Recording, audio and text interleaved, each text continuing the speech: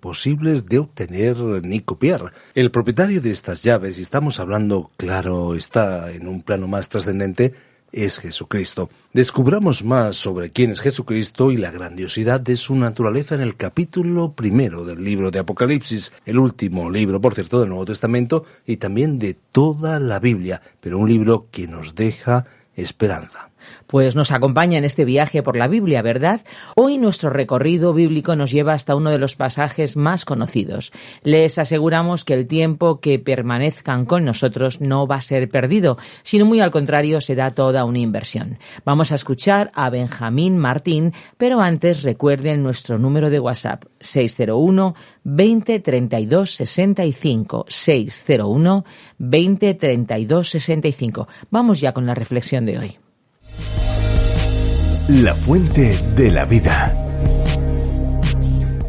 Apocalipsis capítulo 1, versículos 10 al 20.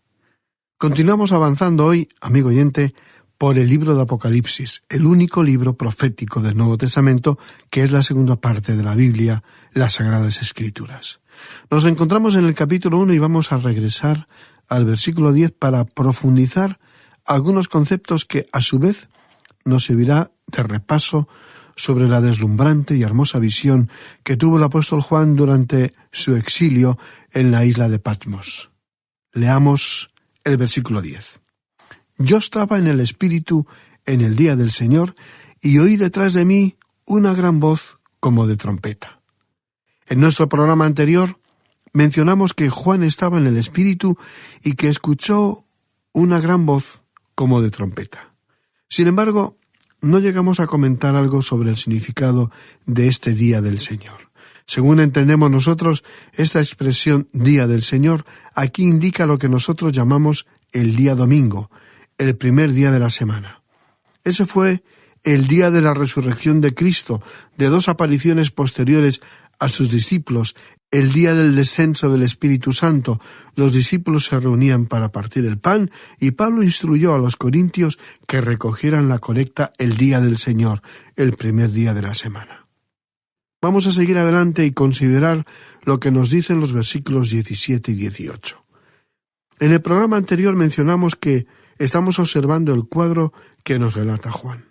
Contemplamos a Cristo glorificado, vestido y realizando una de las funciones que también en nuestro tiempo le ocupan. Es nuestro gran sumo sacerdote.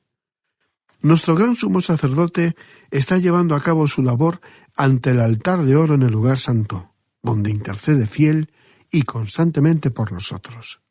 Un poco más adelante veremos la importancia de este ministerio que nuestro Señor Jesucristo realiza.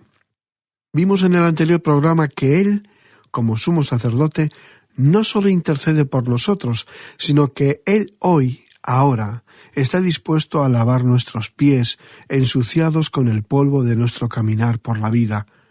Está dispuesto a lavar nuestras manos, ociosas u ocupadas en asuntos superficiales.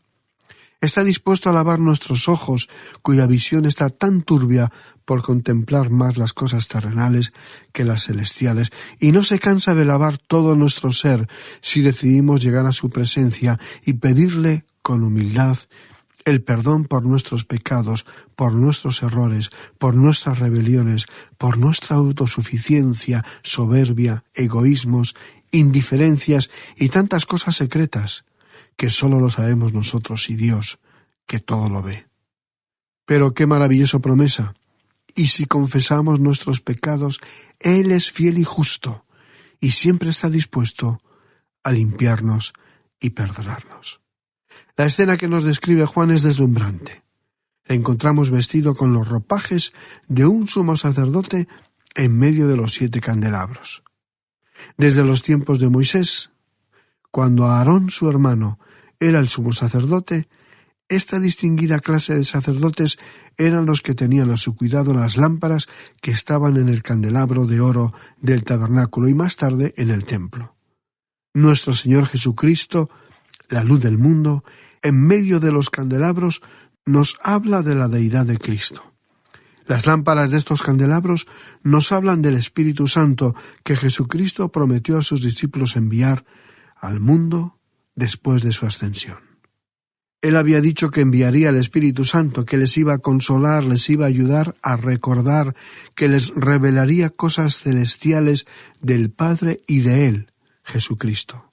El Espíritu Santo, dijo, iba a tomar las cosas de Cristo y nos iba a alumbrar el entendimiento para que pudiéramos brillar en la oscuridad del mundo. Aquí Él, Jesucristo en gloria y potestad, está en medio de esos candeleros que representan a las iglesias, como lo veremos algo más adelante. La misión de la Iglesia es ser luz en el mundo, en el tiempo presente, representándole a Él, que fue la luz del mundo cuando se encontraba en este mundo. Pero Jesucristo también dijo que nosotros seríamos la luz del mundo. Como gran sumo sacerdote, Él vela por el brillo de la luz, y donde hay sombra, Él procura limpiar la mecha, para que nada empañe su luz. En el programa anterior hablamos de que Jesucristo es nuestro gran sumo sacerdote, que también juzga a su Iglesia para su purificación, para que su luz irradie con mayor poder y fuerza. Juan, al contemplar la escena, atónito y deslumbrado, escuchó su voz como estruendo de muchas aguas. Versículo 15. Es la voz de autoridad de Jesucristo. Es la voz que le dio existencia a este universo con un poderoso hágase. Es la voz que resucitará a los suyos, que llamará a todos los que integran su Iglesia en este mundo para reunirse y estar con Él. Veamos lo que nos dicen los versículos 17 y 18 de este capítulo 1 de Apocalipsis. Cuando le vi, caí como muerto a sus pies, y Él puso su diestra sobre mí, diciéndome, no temas, yo soy el primero y el último, y el que vivo y estuve muerto, mas he aquí que vivo por los siglos de los siglos. Amén. Y tengo las llaves de la muerte y del Hades. La visión dejó completamente paralizado al apóstol Juan. Juan era el más joven de los apóstoles, el que recostó su cabeza sobre el pecho de su amado Señor durante la Santa Cena en el aposento alto. Juan tenía absoluta confianza en su Señor y Maestro, era su amigo y compañero. Pero la visión es tan poderosa, tan impactante, lo que vio y oyó le hace caer a sus pies como muerto. Cuando usted y yo lleguemos a la presencia del Señor Jesucristo, lo veremos también como el Cristo glorificado. Estimado amigo oyente, creemos que se muestra hoy en día mucha falta de respeto y reverencia hacia el Señor Jesucristo. Recordemos que dijo, vosotros sois mis amigos si hacéis lo que yo os mando. Pero en su desmayo, paralizado por el deslumbramiento de esa visión, Juan escucha la clara y firme voz de su amado Señor Jesucristo, por el cual estaba sufriendo el exilio en la isla de Patmos, que le dice, con mucha ternura, no temas. Este es nuestro Señor y Salvador, este es nuestro Dios, el que se compadece de nuestra humanidad, que comprende nuestros temores y desalientos. Este no temas es la expresión, el saludo de la deidad que se dirige a la humanidad. Y a continuación, Jesucristo, el Señor, da 4 razones o motivos para no temer. Primero, Él dice, yo soy el primero y el último. Eso habla de su eterna deidad. Él salió de la eternidad y avanza hacia la eternidad. El salmista escribió, antes que naciesen los montes y formases la tierra y el mundo, desde el siglo y hasta el siglo, tú eres Dios. Y esta palabra siglo indica un punto en la lejanía que se desvanece en la distancia. Así es que, desde un punto en la lejanía que se desvanece en el del pasado, hasta un punto en la lejanía que se desvanece en el futuro, Él es Dios. Él es el primero, porque no hubo nadie antes de Él, y Él es el último, porque no hay nadie que le pueda seguir. La segunda razón por la cual no debemos sentir temor, Jesucristo dice, y el que vive y estuvo muerto. Estas palabras recordaron a Juan la realidad más importante de toda la historia de la humanidad. Jesucristo murió pero resucitó. Y eso es exactamente lo que dice el apóstol Pablo cuando formuló una pregunta en su epístola a los Romanos, capítulo 8, versículo 34, donde dice: ¿quién es el que condenará? Cristo es el que murió, mas aún el que también resucitó, el que además está a la diestra de Dios, el que también intercede por nosotros. Este es un aspecto maravilloso acerca del perdón de Dios. Si llegamos ante Él con nuestras cargas, con nuestros pecados, cualesquiera que sean, por muy graves y terribles, Dios nos acepta incondicionalmente si somos sinceros en nuestro arrepentimiento. Dios nos escucha, nos limpia con la sangre que su Hijo Jesucristo vertió en la cruz, y aceptándole como nuestro único Salvador, todo el lodo, toda la carga que nos aplastaba, queda removida. Y en la Biblia leemos que Dios tira todas nuestras iniquidades, nuestro fardo de pecados, a lo más hondo del mar, a lo más profundo, donde nadie podrá encontrarlo. Y es más, dice la palabra de Dios que Él borra nuestros pecados, pero también los borra en su memoria. Eso significa que con Dios podemos comenzar de nuevo, como personas nuevas, como nacidas de nuevo. Ese es exactamente lo que significa el nuevo nacimiento, el comenzar como un bebé recién nacido espiritualmente. Cristo murió por usted, por mí, estimado amigo oyente, pero también Él resucitó para nuestra justificación, para demostrar que somos perdonados y que vamos a ir al cielo algún día. El que además está a la diestra de Dios. Y esto es maravilloso. Él está vivo. Él intercede por nosotros. Él ora por nosotros. Sí, así es nuestro Dios.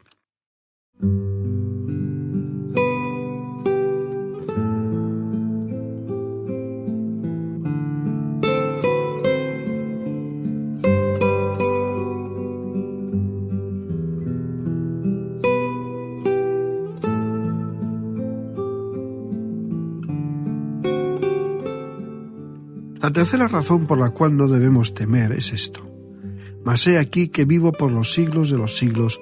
Amén. Esta es una afirmación que nos tranquiliza. Jesucristo nos recuerda que está vivo hoy, en nuestro tiempo presente, que su acción es continua, que Él no solo está juzgando, sino que está intercediendo día tras día, cada mes, cada año. La cuarta razón para no sentir temor es la que Jesucristo menciona a continuación: y tengo las llaves de la muerte y del Hades. Estas llaves nos hablan de su autoridad y de su poder. Él, el Señor Jesús, tiene poder sobre la tumba y sobre la muerte ahora mismo, gracias a su propia muerte y resurrección. Ahora, Hades, aquí, es la palabra griega para el mundo que no se ve. Puede referirse a la tumba o al lugar donde va el espíritu. Uno no debe tener temor a nadie, con excepción de aquel que tiene autoridad y poder para quitarnos la vida. Pero Jesucristo, el Señor, afirma que Él tiene las llaves. Él es quien puede quitar de nosotros ese temor de la muerte. Llegamos ahora al versículo 19 y aquí tenemos la división de tiempo y del contenido del Apocalipsis. Aquí tenemos el orden cronológico y la división de este libro en sus tres tiempos: pasado, presente y futuro. Leamos este versículo 19 del capítulo 1 de Apocalipsis. Escribe las cosas que has visto y las que son y las que han de ser después de estas. Aquí en el capítulo 1 tenemos las cosas que has visto. Hasta este momento, ¿qué es lo que Juan, el autor, ha visto? Él contempló en su visión con toda claridad al Cristo glorificado, aquel que es el centro mismo, el tema de este libro. Este libro es totalmente cristocéntrico. Es el Señor Jesucristo quien es el personaje. Él es quien ha sido, quien es y quien será. Él es el mismo ayer y hoy y para siempre. Y el Cristo glorificado ordena a Juan escribir las cosas que ha visto. Y también las que son. Ahora, ¿cuáles son esas cosas que son? Bueno, es la Iglesia en el mundo. A pesar de las terribles persecuciones de muchas circunstancias adversas que batallan por aniquilar la existencia y la evidencia del Evangelio, aún estamos aquí, los cristianos, después de más de 2000 años. Este tema lo trataremos en los capítulos 2 y 3. Luego, las cosas que serán después de estas tienen que ver con el programa de Jesucristo. El programa de Jesucristo abarca la salida de la Iglesia de la tierra cuando es recogida por Jesucristo y las circunstancias y situaciones que tendrán lugar sobre la tierra después de haber partido la Iglesia. El Señor Jesucristo sigue siendo el centro y corazón mismo de esta etapa de la historia de la humanidad. El programa de Jesucristo está contenido en los capítulos 4 al 22. Llegamos al versículo 20, el último versículo de este capítulo 1 de Apocalipsis, y allí leemos: el misterio de las 7 estrellas que has visto en mi diestra y de los 7 candeleros de oro. Las 7 estrellas son los ángeles de las 7 iglesias, y los 7 candeleros que has visto son las 7 iglesias. Notemos que el apóstol Juan utiliza un lenguaje sencillo para presentarnos claramente cuando utiliza símbolos para ayudarnos a comprender lo que esos símbolos significan. De otro modo, él está hablando literalmente. Ahora, Juan escucha la explicación o la revelación de un misterio. Un misterio en las Sagradas Escrituras significa un secreto sagrado que no había sido revelado hasta ese momento, hasta el momento en que fue dado a Juan. Y esta revelación del misterio está relacionada específicamente a aquello que Juan está viendo, la escena que está contemplando, al Cristo glorificado. El apóstol Pablo, antes de su conversión y aceptación de que Jesús era el Cristo, en su feroz persecución de los cristianos, tuvo un encuentro que cambió toda su vida. Se encontró de pronto con Jesucristo en el camino a Damasco. Pero, ¿qué fue lo que vio? Él mismo cuenta: vi una luz del cielo que sobrepasaba el resplandor del sol. Bueno, estimado amigo oyente, ni siquiera podemos mirar al sol sin una protección especial para nuestros ojos. Tampoco el apóstol Pablo pudo hacerlo, no lo pudo ver a Jesucristo en toda su gloria. Pero sabía que estaba allí. Esa luz del cielo que sobrepasaba el resplandor del sol causó una ceguera en Pablo que duró unos días, quizá incluso le restó visión para el resto de su vida. Jesucristo explica a Juan el significado de las 7 estrellas y las identifica como los 7 ángeles. Las estrellas representan la autoridad. En el libro de Judas, versículo 13, se les llama a los apóstatas estrellas errantes. La palabra ángel, en griego ángelos, significa literalmente ángel y mensajero, y pueden ser humanos o divinos. Y aquí podría referirse a un mensajero de las huestes angelicales del cielo, o también puede referirse a alguien que está a cargo de una congregación, a un maestro. Los 7 candeleros representan a las 7 iglesias de Asia. Ellas a su vez representan a la iglesia en su totalidad, la iglesia como el cuerpo de Cristo. Hemos llegado al capítulo 2 de Apocalipsis. Esto nos acerca a la sección que habla acerca de la Iglesia, también llamada el cuerpo de Cristo. Él amó a la Iglesia y por ella se entregó. La Iglesia es el cuerpo, el conjunto de creyentes, los cuales le fueron dados a Él por el Padre. En su oración, en el capítulo 17 del Evangelio de Juan, Jesucristo le da las gracias al Padre por ellos, los que tú me diste. Ahora, aquí estaremos tratando con 7 iglesias que representan a la totalidad de las iglesias. Ya entraremos en detalle en este capítulo 2. Y después del capítulo 3 ya no se menciona más a la iglesia. Hasta el capítulo 4 la iglesia es mencionada 19 veces. A partir del capítulo 4 hasta el capítulo 20, donde tiene lugar el juicio ante el gran trono blanco, ya no se menciona más a la iglesia. El motivo es que la Iglesia ya no se encuentra en el mundo. Ha sido removida, arrebatada de este planeta.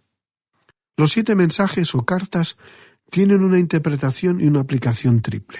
La primera interpretación o aplicación es el de darles un significado contemporáneo, es decir, que tienen un mensaje directo para las iglesias locales que existían en el tiempo del apóstol Juan.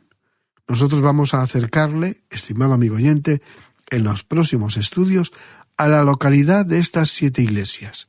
Describen la situación y condición que realmente existía en las 7 iglesias locales en esa época. Sería maravilloso que pudiéramos visitar estos sitios personalmente, porque opinamos que uno se acerca más a la Biblia visitando estas 7 iglesias. El comentarista Sir William Ramsay escribió hace tiempo: la persona que escribió estas 7 cartas a las 7 iglesias tuvo que haber estado allí porque, evidentemente, conocía las condiciones locales.